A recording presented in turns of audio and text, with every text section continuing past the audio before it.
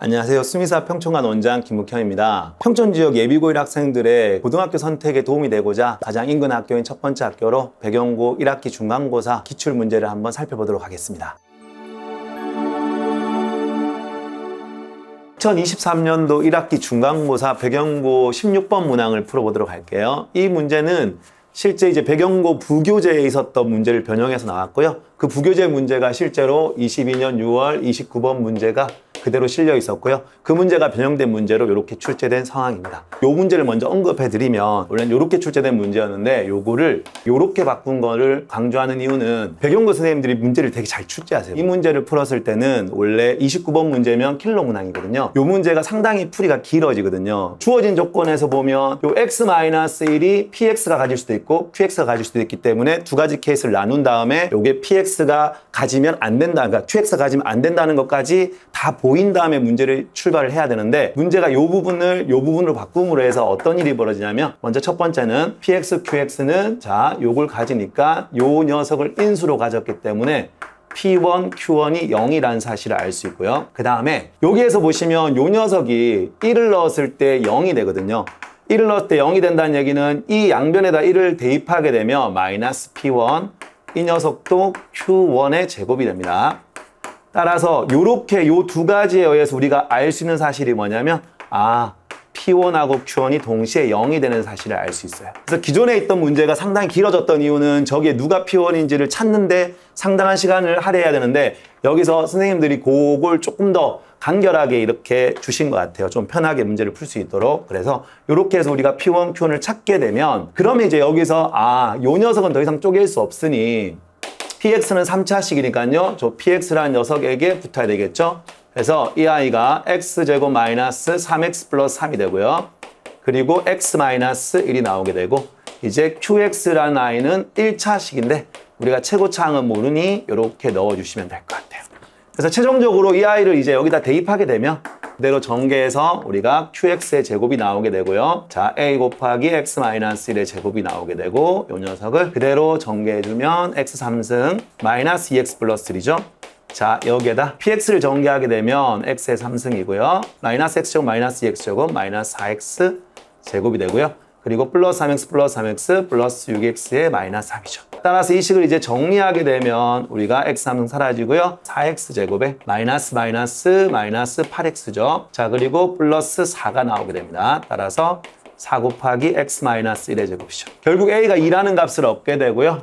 여기서 Q0이 음수이기 때문에 뿔마 2에서 2만을 우리가 선택하게 되면 이제 qx라는 녀석이 2 곱하기 x 마이너스 1이라는 식으로 우리가 찾을 수 있게 되고, qx와 px를 모두 찾았으니 문제는 어렵지 않게 대입만 해주면 되는 문제가 되겠습니다. 이렇게 해서 이 문제는 마무리가 되고요. 실제로 문제는 상당히 많이 어렵고 긴 문제였지만 이 문제를 많이 숙달한 친구들은 이 변형된 식을 보면 이제 훨씬 더 깔끔하게 선생님들이 주어졌기 때문에 조금만 생각해보면 간단하게 풀 수 있는 유형이었던 것 같아요. 이번 20번 문항은 기존에 이제 2022년 고1 3월 모의고사 30번에 출제된 문제를 변형해서 출제된 문항입니다. 실제로 이제 30번 문항이 모의고사 문제에서 가장 어려운 난이도의 문제인데 부교재에 실려 있고요. 이게 이제 부교재에 있던 문제를 변형하다 보니 많은 아이들이 맞았을 거라고 기대는 하지만 변형이 됐기 때문에 상위권 아이들을 제외하고는 좀 어려웠을 만한 문제일 것 같고요. 자, 그래서 먼저 풀이를 보여드리면, 일단 첫 번째 먼저 조건을 보면 fx하고 fx가 1이거나 또는 gx가 1인 모든 근을 구해보면 알파와 베타라고 돼 있죠. 여기서 알파보다는 베타가 크다는 조건이 있어요. 그래서 자, 이런 조건이 주어져 있는 상황인데, 그러면 우리가 생각할 때 fx가 1이거나 또는 gx가 1이 되는 점을 찾았을 때 그 점이 어딘지 모르겠지만 어딘가에 알파라는 근과 베타라는 근을 가진다는 얘기예요. 그럼 이런 그래프가 우리가 그려져야 될 거고요. 그러면 이제 두 그래프가, 즉 뭐냐면 주어진 조건이 fx가 1이거나 또는 gx가 1인 건데, 그러니까 이걸 만족하려면 둘 다 1이 되는 점이 요 점하고 요 점만 지나야 되거든요. 그죠? 그러려면 그려질 수 있는 방법을 생각해 보면, 하나는 뭐 두 점을 다 지나가고 다른 하나가 뭐 접한다든지 뭐 다양한 그림이 그려질 수 있겠죠. 뭐 이렇게 그려질 수도 있고 이렇게 그려질 수도 있고요. y는 1에 대해서. 아니면 하나가 이렇게 그려질 때 다른 하나가 이렇게 그려질 수도 있겠죠. 아니면 이렇게 그려지는 경우, 이런 경우들이 이제 우리가 생각해 볼 수 있는 그림이고, 아니면 아예 둘 다 알파와 베타에서 이렇게 접하는 경우도 가능하겠죠. 그래서 다양한 그림들을 먼저 생각할 수 있는데, 요거를 이제 먼저 그리기 전에 일로 돌아왔을 때 보시면 모든 근이 뭐라고 되어 있냐면 즉 fx하고 gx가 만나는 모든 서로 다른 근입니다. 그 근이 알파와 베타 마이너스 4라고 되어 있어서 알파와 베타는 요 알파에서 만나야 돼요. 그래서 두 그래프가 모두 여기를 지나야 되는 그래프라서 여기서 생각해보면 두 그래프가 다 저기서 만나려면 기본적으로 우리가 생각할 수 있는 모양이 두 가지밖에 없어요. y는 1이라는 녀석이 있을 때 알파와 베타에서 하나가 이렇게 가고 다른 하나가 이렇게 가는 경우. 그래서 알파, 베타에서 둘 다 만나는 경우와 그리고 하나가 이렇게 갈 때 다른 하나가 알파에서 접하는 경우가 있겠죠. 여기에서 잘 보시면 이제 요 경우는 둘 다 알파, 베타에서 만나니까 두 근이 알파, 베타가 아니므로 요 녀석도 안 될 거예요. 그러면 이제 요 녀석만 남게 됩니다. 알겠죠? 그래서 요 그래프 중에 하나를 선택해야 될 것 같고요.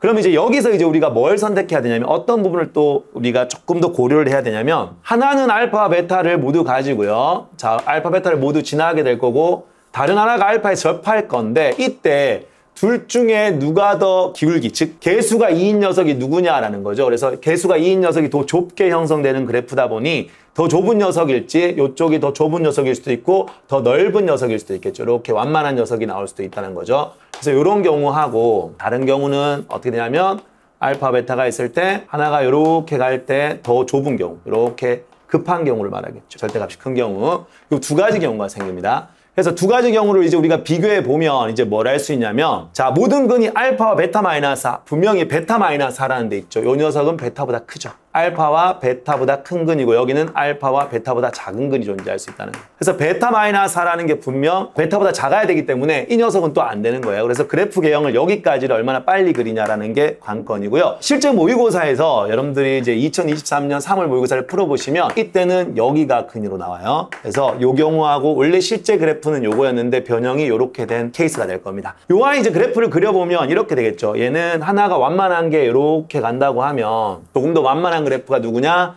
GX죠. 최고차항에서 1이니까. 그죠? 그래서 GX라고 놓으시면 요 녀석이 GX가 될 겁니다. Y는 GX. 여기에서 접하게 이렇게 가는 그래프가 있을 거예요. 자, 요 녀석이 누구냐면 Y는 FX가 될 거예요. 자, 이렇게 해서 fx하고 gx를 그릴 수 있게 되고요. 그리고 나면 이제 여러분들이 여기서 주어진 요 녀석 있죠.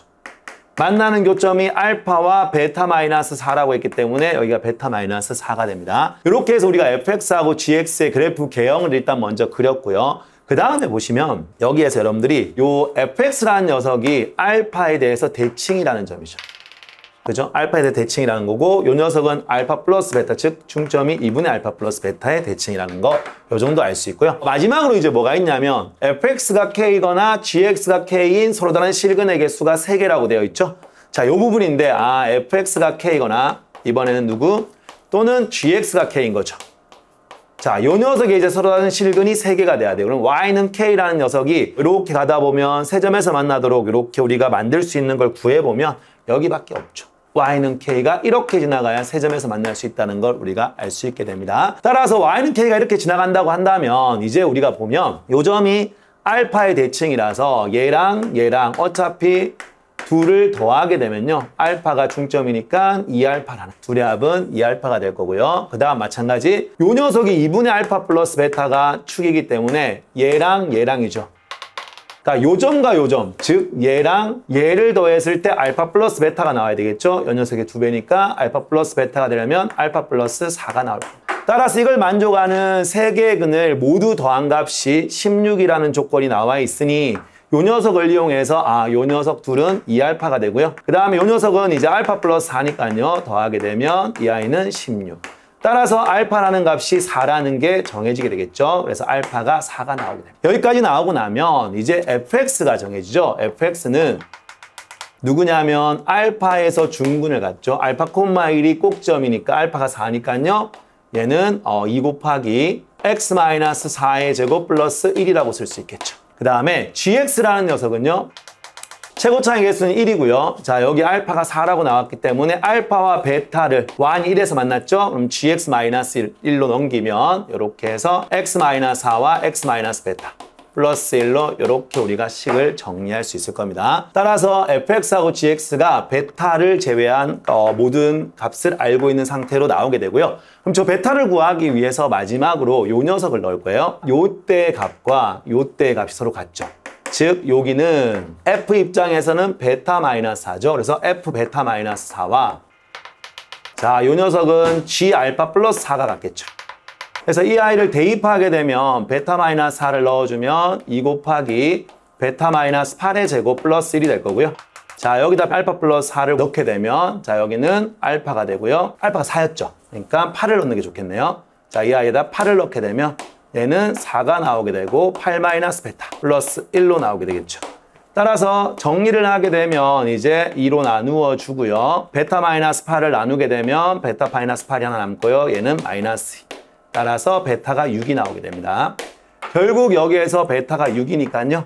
우리가 구할 건 베타의 값과 알파의 값과 그리고 마지막에 K 값이 필요한데 그 K란 녀석이 여기서 G8을 말하죠. G8을 말하니까 G8을 대입해 주시면 되겠죠. 그래서 G8을 대입하면 8을 넣게 되면 4 곱하기 2 더하기 1이죠. 따라서 9라는 값을 얻게 되겠죠. 이렇게 해서 최종적으로 4 더하기 6 마이너스 9가 되어서 값은 1이라는 값을 얻게 될 겁니다. 이렇게 나온 문제고요. 실제로 아이들이 이제 30번 문항이고 어렵다 보니까 이 문제를 많이 연습을 했는데 그래프 개형을 바꿨거든요. 이게 그래프 개형을 바꿨기 때문에 바꿔도 찾을 수 있게끔 이게 연습이 잘 안 되었다면 많이 어려워했을 만한 문제였던 것 같습니다. 그래서 조금 더 많은 연습이 필요한 문제예요. 13번 문제는 이번 배경고 마지막 문제로 보통 일반적으로 배경고 문제가 20번 이후에 한 3문제 정도가 이렇게 변별력 문제로 출제되는 경우가 많은데 기존 앞에 있던 문제는 어렵긴 했지만 사실 부교재에 있었던 문제라 아이들이 접근하는데 크게 어렵진 않았을 것 같고요. 실질적으로는 이제 23번 문제가 난이도 면에서는 앞보다는 좀 쉬울 수 있는데 실제로 느끼기에는 못 푼 학생이 좀 더 많았던 문제인 것 같습니다. 이 문제는 이제 우리가 인수 정리에서 기본적으로 생각해 봐야 될 게 이제 찾아야 되거든요. 공통으로 만족하고 있는 녀석들 찾아야 되는데 이런 연습은 많이 되어 있을 거라고 보고요. 일단 공통적으로 우리가 생각할 수 있는 게 요 세 녀석이죠. 이 세 녀석을 읽어보면 공통적으로 얘네들은 요 녀석의 2배에다 1을 더한 거죠. 요걸 얼마나 빨리 찾느냐가 굉장히 중요하겠죠. 요 녀석의 2배에다 1을 더했다라는 거. 만약에 수열까지 공부한 친구라면 조금 더 편하게 등차 수열에서 조금 더 편하게 찾았을 것 같아요. 요 녀석은 요 규칙을 먼저 찾고 나면 여기에서 fx가 뭘 만족하는 거죠? 2x 플러스 1을 만족하는 거죠.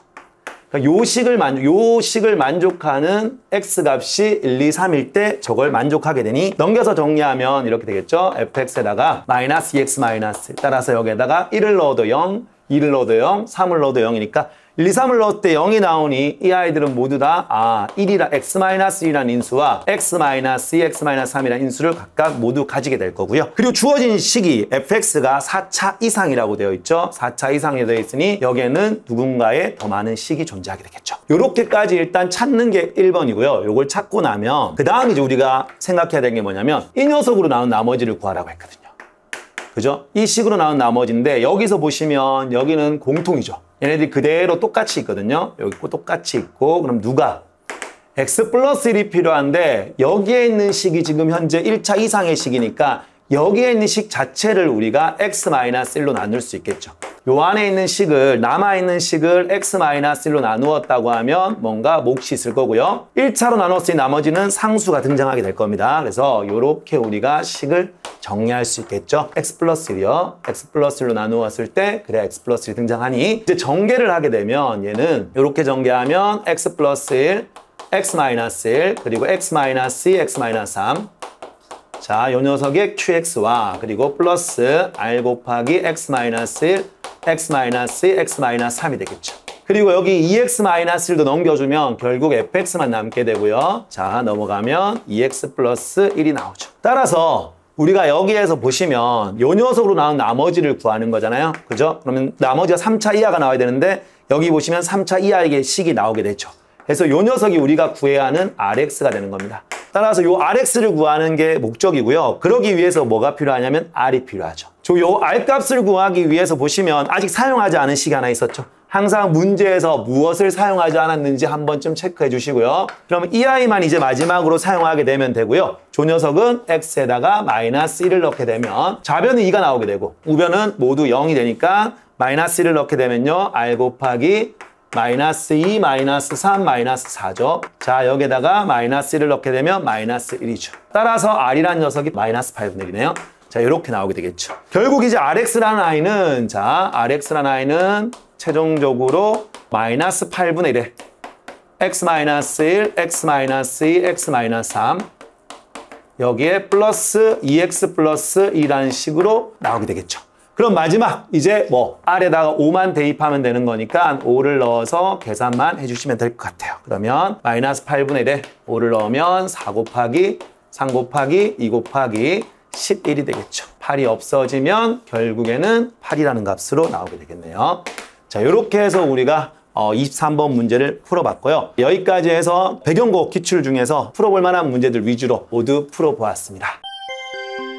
만약에 배경고 1등급을 원한다면 기본적으로 학교 부교재는 당연히 완벽하게 어떻게 변형되든 완벽하게 풀 수 있을 정도의 준비가 되어 있어야 될 것 같고요. 그 외적으로는 다양한 심화 문제들 그리고 고쟁이라던가 블랙라벨, 1등급 수학 다양한 심화 문제를 통해서 자신의 수학적인 실력 자체를 향상시키는 게 가장 좋을 것 같고요. 그 외에도 기출 모의고사 1등급 유형들 보시면 아시겠지만 그런 것들이 변형되어서 나오고 있거든요. 그래서 그런 문제라던가 그 외에 다른 학교들, 인근 학교들이란가 다양한 학교들의 기출 문제들을 복습 여러 번 반복적으로 연습해 봄으로 해서 실력 향상이 가장 중요할 것 같습니다. 고등학교 올라오고 첫 시험인 1학기 중간고사 대비해 1등급을 위해서 수미사 평촌관 고등부 선생님들과 함께 해보길 권해드립니다.